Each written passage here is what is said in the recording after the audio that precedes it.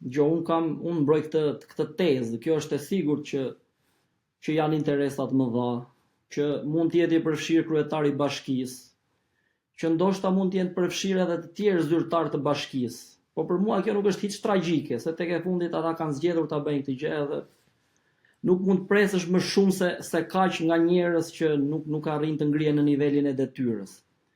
Ajo që është tragjike është që njerëz me mendësi biznesmeni janë katapultuar në politikë, ndoshta edhe përmes meritës së tyre, dhe tashmë mendësinë e tyre thellësisht ekonomike, e cila thotë biznesi ka synim të fitoj.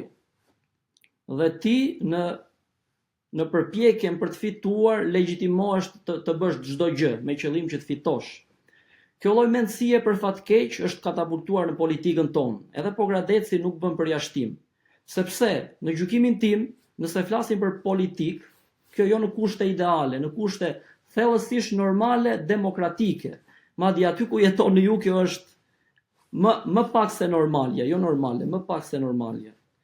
Që do të thotë, njerëzit të cilët janë zgjedhur për të përfaqësuar interesat e qytetarëve, më së pari kanë shqetësim që të përfaqësojnë interesat e qytetarëve. Për më tepër, në qoftë se bëhet një rezistencë shumë e madhe kolektive, dhe po ashtu tregohet haptazi se çfarë dëme pritet sjell kjo lloj vendimarrje. Pra, ato kullota janë realisht kullota dhe mund të quhen kullota pjellore, aq sa mund të quhet kullota pjellore. Që do të thotë, Sharrava ka pafund mal, ka pafund pyje, ka ndoshta pafund edhe male me gur ose lëndina me gur. Kështu që ekziston mundësia që këta të shkojnë dhe t'i bëjnë panele diku tjetër dhe askush nuk është kundër.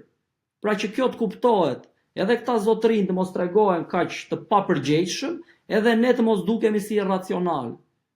A ekziston mundësia, a ka gjasa që të ketë përfitime edhe komuniteti, okej, hajde të bëhet.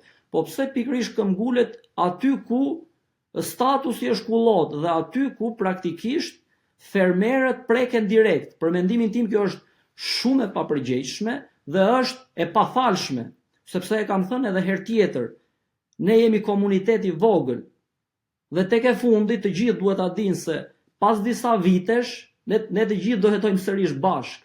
Por ata që kanë dhënë me qira këto kullota duhet meritojnë turpin e këtij komuniteti.